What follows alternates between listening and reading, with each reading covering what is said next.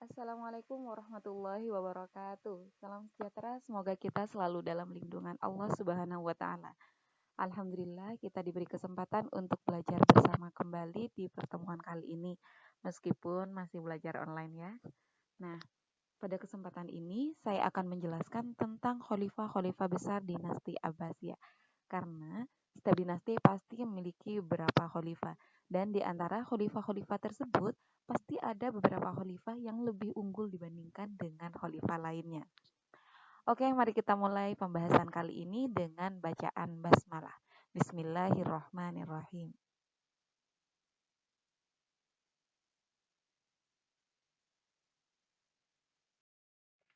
Dari 37 khalifah dinasti Abbasiyah yang akan saya bahas, hanya ada 3 khalifah besar saja. Di antaranya adalah Al-Mansur, kemudian Harun ar-Rasyid, dan Al-Ma'mun. Nah, di sini saya akan menjelaskan tentang kepribadian dari setiap khalifah tersebut. Yang pertama adalah Khalifah Abu Ja'far Al-Mansur, yaitu memiliki kepribadian tegas, bijaksana, alim, berpikiran maju, baik budi, dan pemberani. Kemudian kalau Khalifah Harun ar-Rasyid memiliki kepribadian tegas, mampu mengendalikan diri, tidak emosional, berperasaan sangat halus, toleran, humoris, pemurah, dan dermawan. Nah, Khalifah Harun ar-Rasyid ini memiliki seorang penasehat yang cerdik dan pandai, yaitu Abu Nawas. Selain memberikan nasihat-nasihat yang mengandung kebaikan, Abu Nawas juga menyertakan nasihatnya dengan lelucon, sehingga sangat cocok dengan kepribadian Harun ar-Rasyid. Kemudian selanjutnya adalah putra dari Khalifah Harun ar-Rasyid, yaitu Abdullah al-Ma'mun yang sering disebut dengan Khalifah al-Ma'mun. Memiliki kepribadian yang dengan tekad yang kuat, penuh kesabaran, menguasai berbagai ilmu, penuh ide, cerdik, jenius, berwibawa, berani, dan toleran. Khalifah Al-Ma'mun ini sebelum usia 5 tahun sudah mendapatkan pendidikan agama dan membaca Al-Quran dari 2 orang yang terkenal, yaitu Kasai Nahfi dan Yazidi. Sedangkan dalam mendalami ilmu hadis, beliau berguru pada Imam Malik di Madinah.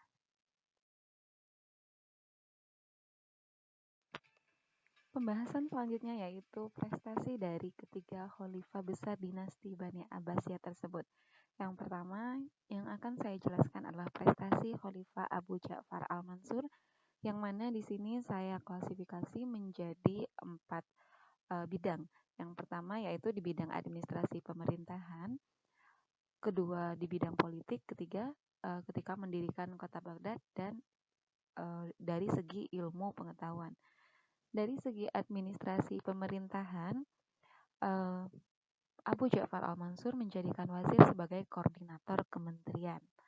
Kemudian dia juga berhasil membentuk lembaga protokoler negara, kemudian sekretaris negara, kepolisian negara, angkatan bersenjata, dan kehakiman negara.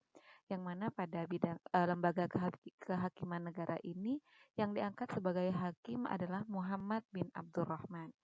Kemudian dari segi politik, beliau dapat menaklukkan daerah yang melepaskan diri. Di antara yang direbut adalah benteng-benteng di Asia, kota Malatya, wilayah Kapadokia, dan Sisilia. Kemudian ke utara, bala tentaranya juga melintasi pegunungan Taurus dan mendekati Selat Bosporus. Selain itu, Al-Mansur juga membangun hubungan diplomatik dengan wilayah-wilayah di luar Jazirah Arab. Dia membuat perjanjian damai dengan Kaisar Konstantin V dan mengadakan gencatan senjata antara tahun 758 sampai 765 Masehi. Khalifah Al-Mansur juga melakukan dakwah Islam ke Bizantium. Beliau di sana berhasil menjadikan kerajaan tersebut membayar upeti tahunan kepada dinasti Abbasiyah. Nah, selain itu, beliau juga mengadakan kerjasama dengan Raja Pepin dari Prancis, dan saat itu kekuasaan Bani Umayyah II di Andalusia dipimpin oleh Abdurrahman ad-Dahil. Al-Mansur juga berhasil menaklukkan daerah Afrika Utara pada tahun 144 Hijriah, meski terkadang kota Kairawan silih berganti bertukar wali. Satu saat dikuasai oleh bangsa Arab, di lain waktu juga jatuh ke tangan barbar lagi. Baru pada tahun 155 Hijriah, kota tersebut dikuasai secara penuh oleh Daulah Abbasiyah. Kemudian ketika mendirikan kota Baghdad, pada saat Al-Mansur menjabat sebagai khalifah, pusat pemerintahan dipindahkan lagi yang awalnya eh, ada istananya diberi nama Hashimiyah, yaitu letaknya di kota Ambar. Setelah itu dipindahkan pusat pemerintahannya ke Kufa, kemudian mendirikan istana baru dengan nama Hashimiyah II. Selanjutnya, untuk lebih memantapkan dan menjaga stabilitas politik, beliau mencari daerah strategis untuk dijadikan ibu kota negara.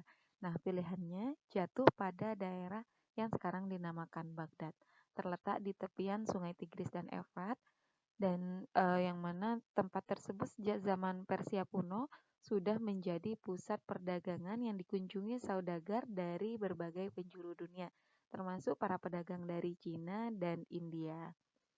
Eh, di Baghdad ini kemudian dibangun oleh Khalifah Abu Ja'far Al-Mansur, melibatkan para arsitektur, tukang batu, tukang kayu, ahli lukis, ahli pahat, dan lain-lainnya.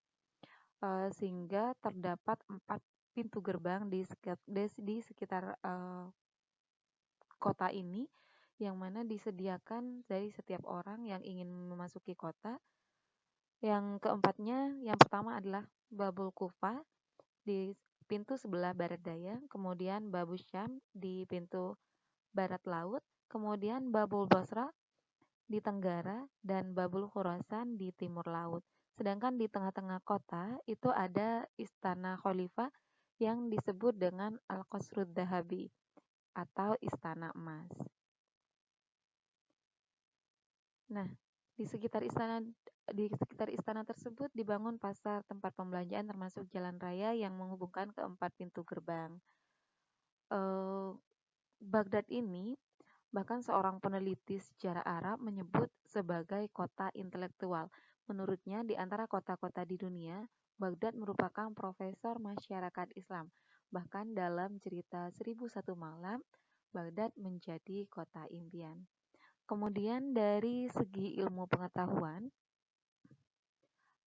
pada saat Abu Ja'far Al-Mansur ini menjabat, beliau memang mempunyai minat dan perhatian yang sangat besar terhadap pengembangan ilmu pengetahuan. Beliau melakukan penyalinan literatur Iran dan Irak, Greek serta Syriani yang dilakukan secara besar-besaran. Beliau mendorong usaha menerjemahkan buku-buku pengetahuan dari kebudayaan asing ke bahasa Arab agar dikaji oleh orang-orang Islam. Kemudian juga beliau menghidupkan kembali melalui tenaga pengajar, yaitu perguruan tinggi ketabiban atau kedokteran yang dulunya dibangun oleh Khosrow Anushirwan di Jundisapur, yang mana tabib-tabib tersebut berasal dari Greek dan Roma yang menjadi tawanan perang. Kemudian Al-Mansur juga mendirikan sebuah perguruan tinggi sebagai gudang pengetahuan yang diberi nama Baitul Hikmah. Nah, usahanya itu telah menjadikan kota Baghdad sebagai kiblat ilmu pengetahuan dan peradaban Islam. Ia mengajak banyak ulama dan para ahli dari berbagai daerah untuk datang dan tinggal di Baghdad. Dia mendorong pembukuan ilmu agama seperti fikih, tafsir, tauhid, hadis, dan ilmu lain seperti bahasa dan ilmu sastra. Nah, pada masanya juga lahir seorang pejangga, pengarang, dan penerjemah yang hebat, termasuk Ibnu Mukaffa yang menerjemahkan buku Kholilah Wadimah dari bahasa Persia. Selanjutnya adalah prestasi Khalifah Harun ar-Rasyid, yang mana Khalifah Harun ar-Rasyid ini sama halnya dengan Khalifah Abu Ja'far al-Mansur, beliau mempunyai perhatian dan minat yang besar terhadap ilmu pengetahuan dan kebudayaan. Para ilmuwan dan budayawan dilibatkan dalam setiap pengambilan kebijakan. Khalifah juga melakukan penerjemahan besar-besaran terhadap buku-buku ilmu pengetahuan berbahasa asing ke dalam bahasa Arab. Bahasa Arab waktu itu menjadi bahasa resmi dan bahasa pengantar di sekolah-sekolah, perguruan tinggi, bahkan menjadi alat komunikasi umum. Semua pengetahuan yang termuat dalam bahasa asing segera diterjemahkan ke dalam bahasa Arab agar dapat dikaji dan dipahami masyarakat luas. Dewan penerjemah pun dibentuk pada saat itu yang diketuai oleh seorang pakar yang bernama Yohana bin Musawi. Kemudian, kota Baghdad juga menjadi mercusuar kota impian 1001 malam yang tidak ada tandingannya di dunia pada abad pertengahan. Selain itu, pada masa kekhalifahannya, wilayah kekuasaan dinasti Abbasiyah membentang dari Afrika Utara sampai ke Hindukush di India. Kekuatan militer yang dimilikinya juga sangat-sangat luar biasa. Nah, pada masa Khalifah Harun ar-Rasyid ini, beliau ini sangat dikenal dengan kebijakan dan kecakapannya dalam memimpin, yang mana beliau mampu membawa negara dalam situasi aman, damai, dan tentram. Tingkat kesejahteraan pada saat itu sangat tinggi sehingga sulit mencari orang yang akan diberikan zakat, infak, dan sedekah. Dapat dikatakan bahwa tingkat kemakmuran penduduknya itu pada saat itu merata, yang mana dinasti Abbasiyah pada saat itu dikatakan sebagai masa kejayaan dan keemasan sekaligus menjadi salah satu pusat peradaban dunia.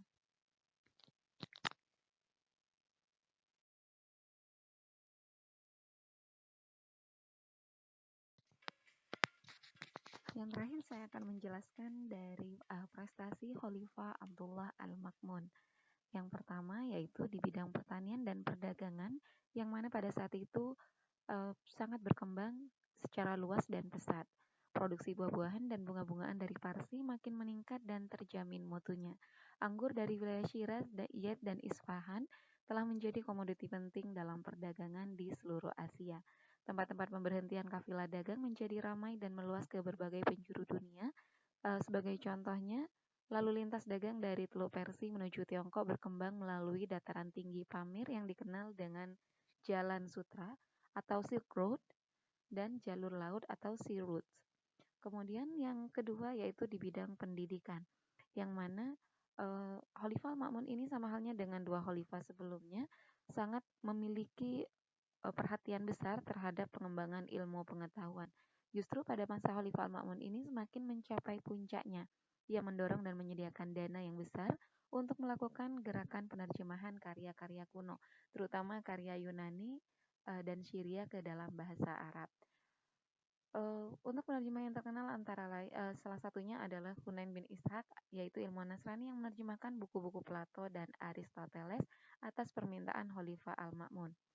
Khalifah Al-Ma'mun juga mengembangkan perpustakaan Baitul Hikmah yang didirikan ayahnya menjadi pusat ilmu pengetahuan, dan juga membangun Majelis Munadharah sebagai pusat kajian keagamaan. Maka dari itu pada masanya muncul ahli hadis termasyhur seperti Imam Bukhari, juga sejarawan terkenal seperti Al-Waqidi. Kemudian selanjutnya perluasan wilayah dan penertiban administrasi negara, yang mana wilayah kekuasaan Islam pada saat itu mulai dari pantai Atlantik di barat hingga tembok besar Cina di timur. Dalam perluasan wilayah kekuasaannya, ada beberapa peristiwa besar yang dicapai, diantaranya penaklukan Pulau Kreta dan juga penaklukan Pulau Sisilia. Kemudian ketika mendapatkan penyerangan dari Imperium Bizantium pada tahun 829, Al-Ma'mun bersama pasukan yang besar menyerang Imperium Bizantium dan pada saat itu berhasil menduduki wilayah Kilikia dan Lydia.